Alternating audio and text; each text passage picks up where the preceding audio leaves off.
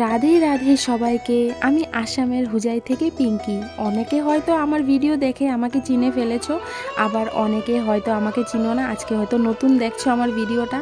তো তোমাদের কাছে অনুরোধ রইল আমার ভিডিওটা দেখো পুরো, যদি ভালো লাগে অবশ্যই ফলো করে একটা মিষ্টি চেয়ে কমেন্ট করে যাবে আর কি, আমি খুব খুশি হব।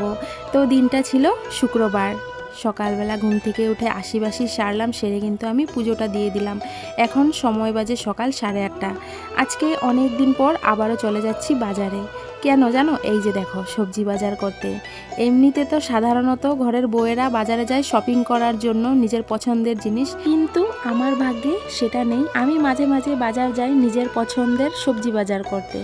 তবে যাই হোক, যে কোনো কিছু একটা পছন্দের জিনিস আনতে তো যাই বাজারে, একবারে ঘরে থাকতে থাকতেও তো ভালো লাগে না।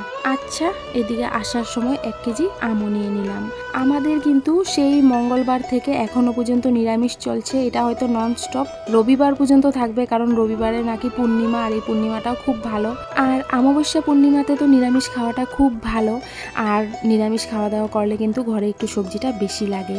আর শুধু যে নিজের পেট ভরার মতো জিনিস এনেছি এটা একদমই না, আমি ঠাকুর ঘরের জন্য অনেক জিনিস এনেছি, খুচুর খাচুর, তিল, অর্থকি, ধুনা, এরকম মানে অনেক কিছু, প্রসাদ টসাদ আর কি। আর তোমরা তো জানোই আমি বাজারে গেলে কিন্তু ডুগ্গু সোনায় অপেক্ষায় থাকে, মায়ে কিছু না কিছু আনবে। তো আজকে সবার জন্যই ওই পুরি আর সবজি নিয়ে আসলাম। মানে ভালো লাগে আর কি, মাঝে মাঝে ইচ্ছে করে আর কি বাইরের কিছু খাবার খেতে। এমনিতে তো সবসময় ঘরের রান্না বাড়াটাই খাই, ঠিক না?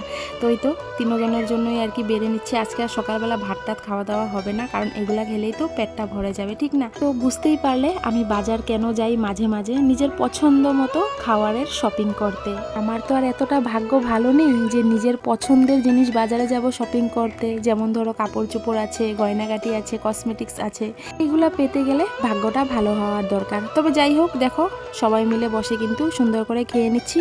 তো চলো এবার কি কি সবজি বাজার করলাম আমার পছন্দের সেটাই তোমাদের সঙ্গে শেয়ার করি। এই যে দেখো, তিত করলা বড় সাইজের, আর এই সিজনের সাজনা।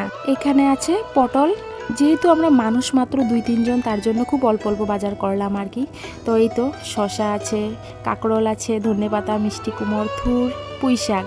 নিজে বাজারে গেলে আর কি একটু বুঝে বুঝে সবজি আনা যায়, যে কোনটা দিয়ে কোনটা রান্না করলে ভালো। তবে আজকে কি কি রান্না করলাম জানো তো? এই যে তিত করলা চাক চাক করে ভাজা, আমি খুব ভালোবাসি এই ভাজাটা খেতে।